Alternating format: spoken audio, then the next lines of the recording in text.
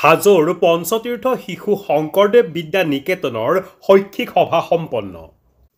পঞ্চতীৰ্থ শিশু শংকৰদেৱ বিদ্যা নিকেতন হাজোৰ আগন্তুক হাইস্কুল শিক্ষান্ত পৰীক্ষাৰ্থীক উৎসাহ জনোৱাৰ বাবে এখনি শুভেচ্ছামূলক সভা আজি বিদ্যালয় প্ৰাংগণত অনুষ্ঠিত হয়। সভাত সভাপতিত্ব কৰে বিদ্যালয়খনৰ পৰিচালনা সমিতিৰ সভাপতি শৰৎ নায়কে। আৰম্ভণিতে সভাৰ উদ্দেশ্য ব্যাখ্যা কৰে বিদ্যালয়খনৰ প্ৰধান আচাৰ্য টংকেশ্বৰ তালুকদাৰে। অনুষ্ঠানত মুখ্য অতিথি হিচাপে ভাগ লৈ বিশিষ্ট শিক্ষাবিদ পৰেশ বৈশ্যই কয় যে এই বিনন্দীয়া ধৰণীত সকলোৰে বাবে জীৱন ধাৰণৰ সুযোগ আছে। কাৰোৱে হতাশ হোৱাৰ কোনো কাৰণ নাই, কিন্তু আমি কেনেকৈ জীয়াই থাকিম সেইটো নিজৰ বাছনি। এই সকলোবিলাক নিজৰ প্ৰয়াস আৰু সময়ত সঠিকভাৱে আগুৱাই নিয়াৰ ওপৰত নিৰ্ভৰ কৰে। আমাৰ সকলোৰে বাবে সময়ৰ পৰিমাণ একেই, কিন্তু সময়ক আমি কি কামত ব্যৱহাৰ কৰিছোঁ সেইটোৰ ওপৰতে জীৱনৰ সফলতা বা বিফলতা নিৰ্ভৰ কৰে।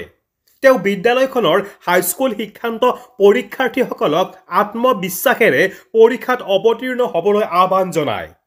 অনুষ্ঠানত বিদ্যালয় পৰিচালনা সমিতিৰ উপসভাপতি প্ৰমোদ ডেকা, সদস্যক্ৰমে কবিন দাস, বিপুল মহন্ত উপস্থিত থাকে। অনুষ্ঠানত শিক্ষক শিক্ষয়িত্ৰীসকলেও ছাত্ৰ ছাত্ৰীসকলক পৰীক্ষাৰ সময়ত ল'ব লগা ব্যৱস্থাৱলীৰ বিষয়ে কয়। সভাত বিদ্যালয়ৰ ছাত্ৰী বৃষ্টি মালাকৰে সংগীত পৰিৱেশন কৰে। সভাৰ শেষত ছাত্ৰ ছাত্ৰীসকলক বিদ্যালয় কৰ্তৃপক্ষৰ পৰা শুভেচ্ছামূলক উপহাৰ প্ৰদান কৰা হয়।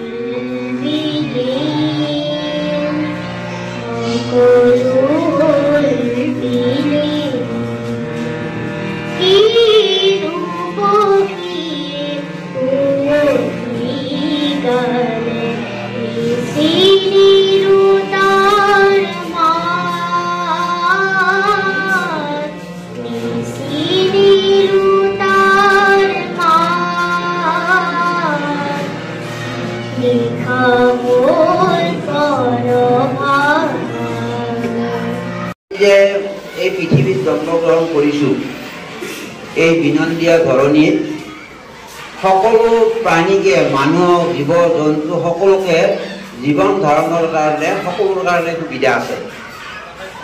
কোনো মানুহেই তাৰমানে এই জীৱন ধাৰণৰ কাৰণে হতাশ হ'ব লগা একো নাই। সকলোৰ কাৰণে এই পৃথিৱীত ব্যৱস্থা কৰি থৈ দিয়া আছে। কিন্তু কথা হ'ল কি, আমি কেনেকৈ জীয়াই থাকিম সেইটো কিন্তু প্ৰত্যেকৰে নিজৰ বাছনিৰ কথা।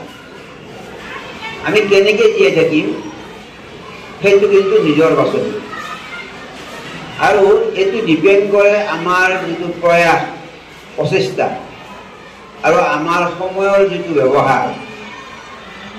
এই দুটা বস্তুৱে তাৰমানে আমি কেনেকৈ জীয়াই থাকিম এই দুটা কথাই আমাক চব ডিটাৰমাইন কৰে।